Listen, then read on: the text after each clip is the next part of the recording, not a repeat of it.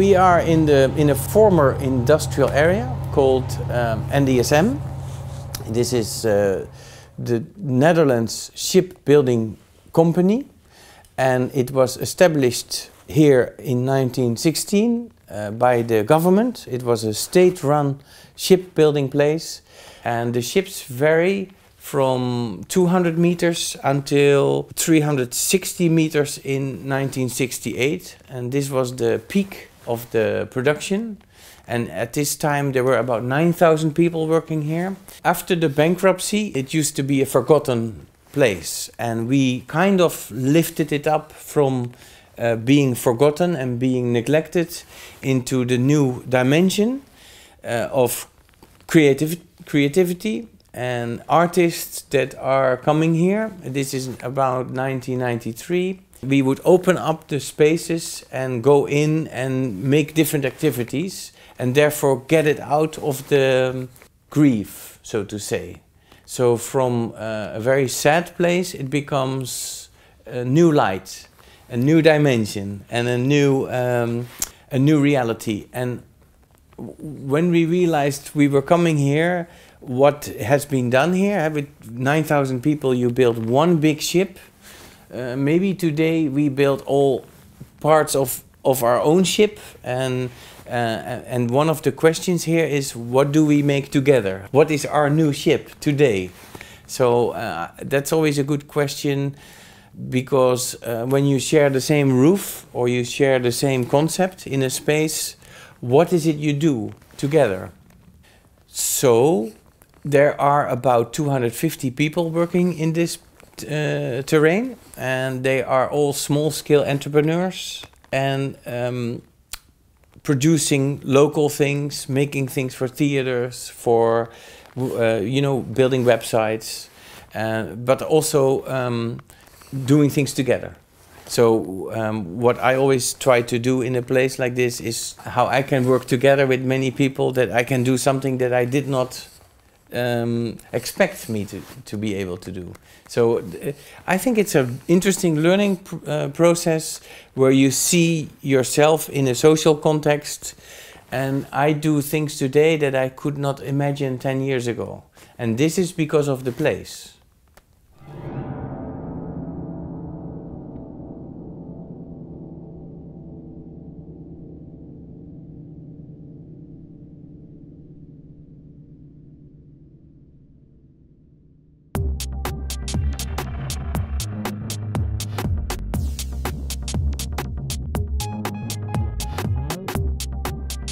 One of the principles of developing the big whole was how to create a human scale that you can relate to.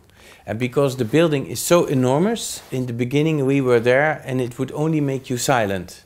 So it's too big, and you are lost. Also with your fantasy, it is too big. You cannot imagine. So what happens, there was a concept being made by architects, and it's called a casco principle, that there was a structure raised and you can make walls in the structure, so a box started to exist, and then you have like a wall you can relate to. So it was more or less, it's the concept of there is no freedom without a structure. So you need somehow limitations to explore, to relate to, and to feel that, you know, you make a few boundaries, and inside you can develop, and maybe later you move because you need no boundaries, or you need a smaller or bigger space. But more or less it was interesting in the beginning how to facilitate the energy, not by making a prison, but more making a platform, or making the room in the room, that you still are able to finish off your own walls, your own floors, but not have to come up with the whole idea. So it was a tool for people to start building, and I think it's interesting because today you can still see it works. It adapts over the time.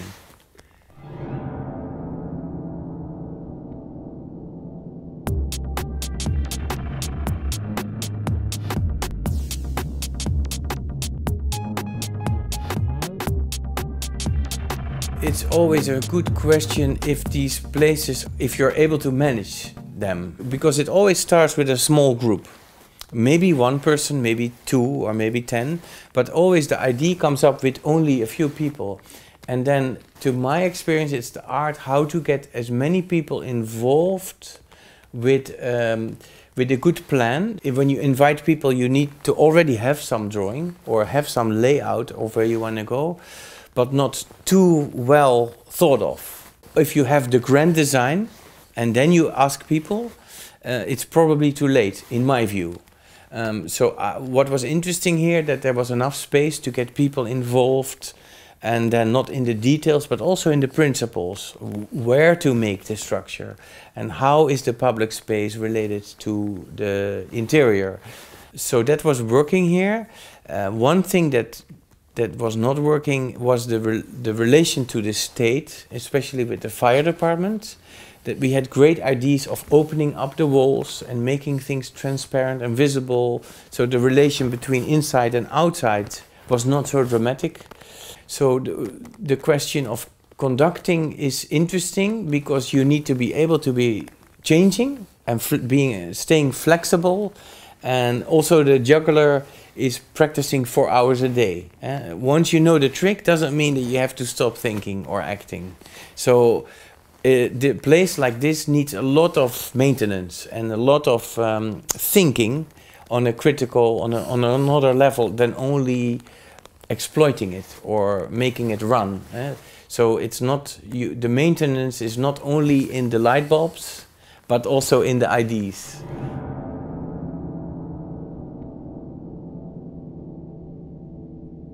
There needs to be different levels of debate and interaction. I mean, the whole thing is to keep it dynamic. If it gets too stuck, it feels like an elderly home, where you grow old, and then you complain about noise, and you feel like, yes, but you have to get young people on board, and not only give established people a place, but also young people that have a need for cheap space for experimenting, because people have different rhythms in their life. And also the lesson from the past here is in 1946, the place was made in a very high-tech modern way, and now it looks like a ruin, like it's something you see in different films about London and New York. The warehouses that are not in function anymore. So keep thinking of structures that can change in time. And maybe the change comes faster than you think. So maybe in 10 years there will be a different need for something else. And then I hope that this place is ready for the new all the time.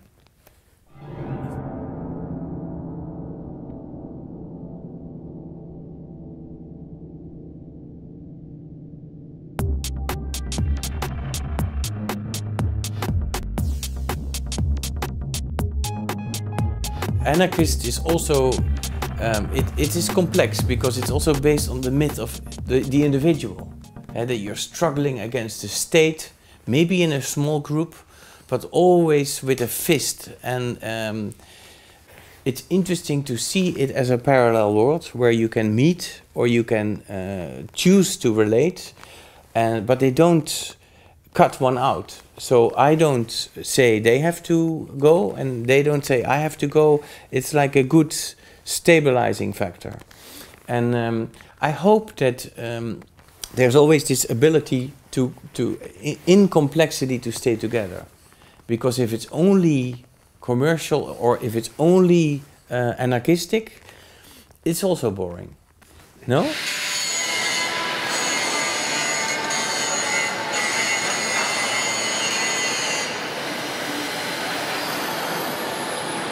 I hope it is not only the monument for shipbuilding, but also a monument for self-organizing principles, because I think the involvement of the state is very little, and we still do things very authentic, in an authentic way, but we don't lean on the state or different powers, but on ourselves. And we are able to make interesting mix of different initiatives, commercial, anarchistic and still with a lot of social coherence. So when I'm really optimistic about 2020 or maybe even 2030, I want to believe that it's not about the money anymore, but about our shared activities, and that it's very clear that these places have a very important function.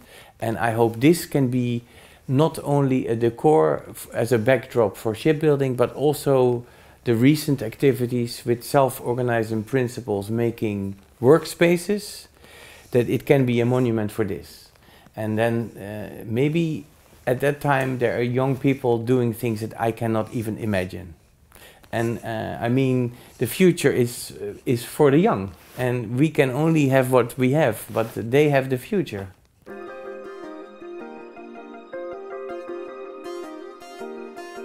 My advice for the angry young people is don't think that you're alone, but unite yourself and feel that you are part of the world as much as the old guards, and take it over.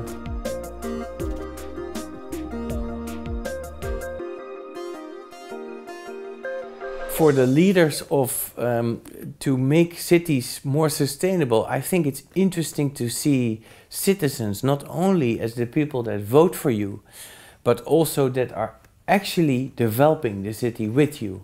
So they are not the consumers that buy the products, but they are also making the products, and they are, so see them more as co-producers, as partners on a level that you can ask them to cooperate and not to tell them how to live, but also make structures like what happened here with the room in room, that you make a structure where people can explore their own freedom and perhaps facilitate that in a social matter, in a social way, that it becomes a society, and that it's not only based on individualism and economic profits, but that you also see different,